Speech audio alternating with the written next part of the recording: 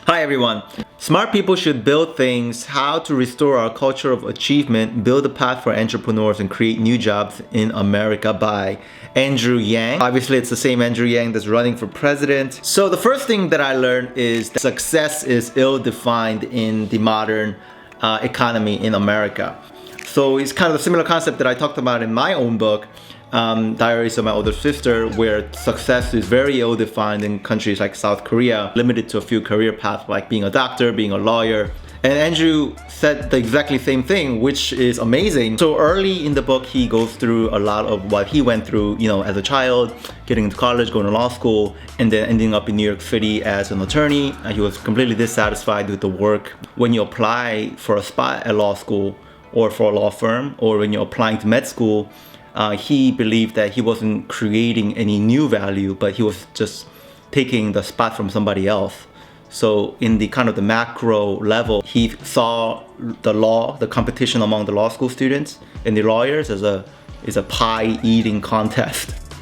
Just the concept that there's a constant fixed number of openings at med schools and law schools was kind of eye-opening for me. I didn't know that because I had always heard that there might be like a shortage of doctors, a shortage of people who are smart enough to get into schools and become lawyers. That's what I thought.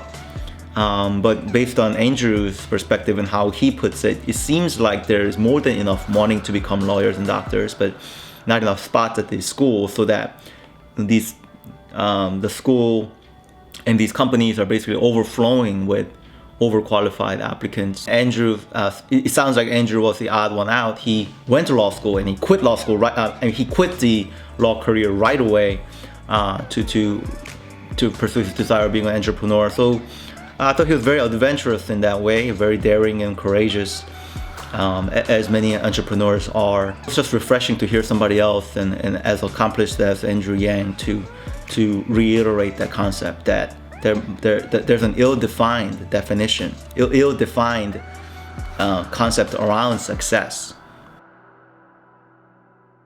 Not to say that every job in finance is bad. That's not what I'm trying to say there. It's just that the bankers and investment bankers and the ones that are focused on speculation are not creating value themselves, and that the country and the world in general is always lacking the entrepreneurs with the creative ideas that can build new ways of doing things and build the processes and the businesses that help the economy and create new jobs. Third thing I learned is not just the general importance of entrepreneurship, but the importance of going after new frontiers in terms of location and geography.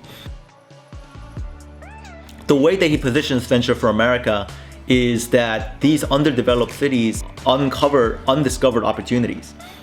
So when you talk about like downtown Las Vegas or Cincinnati or Cleveland or Detroit or Baltimore, they have a very different feel than, obviously New York City or San Francisco. And if you want to be an entrepreneur, there might be more opportunities in these second-tier cities rather than the oversaturated, over-competitive like New York City or San Francisco.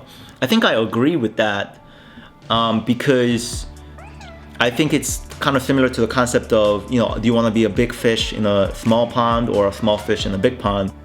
Even if you have like a mid-level, I don't know, like a manager job in New York City, it's still hard because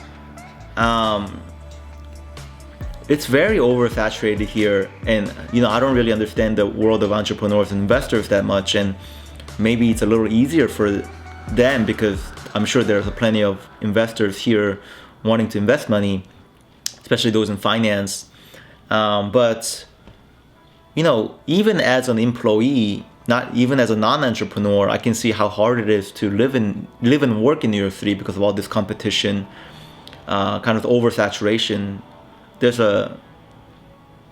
opportunities here, but it's not like the good opportunities are always available. Good opportunities will always be kind of swept away in a second before you even realize it's there, because there's so many people here and a lot of established systems of how people work. So I think Andrew Yang does a great job of pointing out kind of the negatives of living in an environment like this. In the meantime, there's all these other cities out there like New Orleans, Detroit, that need creative entrepreneurs to build businesses and do innovative things out there. And each city has their own flavor and resources and people and talent that has yet to be fully utilized. And I found that very interesting. I'm sure it's incredibly hard to start successful businesses there too.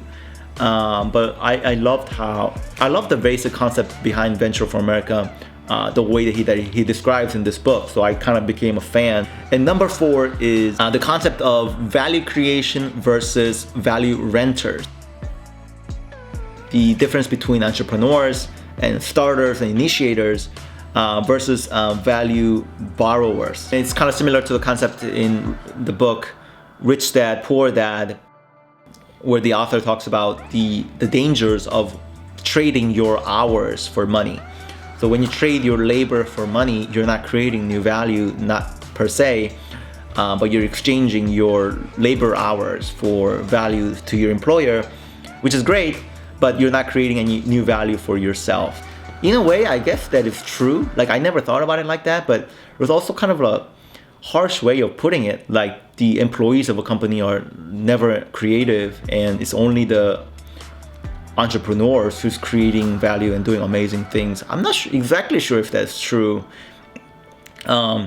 Because even if you are an employee and renting value, so to speak, like in Andrew's terms, you are still building up your potential to create value for yourself in the future. Like, whatever you learn as an employee at a company, you can always use that. Like, nobody can take that away from you, and you can create value later. And I don't think that he meant it like that, so maybe I'm not understanding correctly, but even Andrew said that it's good kind of alternating being an entrepreneur and being an employee. He says that, when you're an entrepreneur, everything is on you. You are shouldering all the risk, and although it's more engaging, it's also very stressful. And as an employee, you can learn at a more consistent, slower pace, and the stress is not as intense.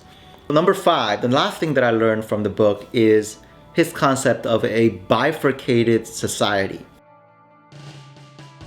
I didn't even know what the word bifurcated means. Young, ambitious elites of the world are internalizing the way the world works based on the harmful traditional definition of success, and that he sees the world becoming split between people who want to become an elite through the traditional method and people who have more of an entrepreneurial mindset. So basically what he said was, if you only spend your time in San Francisco or New York City working for a big finance, big consulting, or big tech, you end up with a very different sense of the world, because he thought that comparing your life with your peers on social media can be very harmful for these young, ambitious entrepreneurs, because especially for Venture for America, where these kids are going to cities and wanting to improve cities like Detroit, it's not always about a big payday or living a luxurious party lifestyle in a high-rise somewhere, because he says that it definitely isn't like that. To make a stand between your values and the desire for a lifestyle, it's an incredible opportunity to do something that you're actually passionate about. So all in all, I thought this was a great book. He basically urges more people to take action and organizations to develop young people in that direction. So this is kind of the level of advice that I wish I had when I was in college. So I completely recommend the book. Smart People Should Build Things, especially to any recent college grads or current college students, or anybody in general who's interested in entrepreneurship. And yeah, that's my video for the day, and thank you so much for listening. Oh, nice.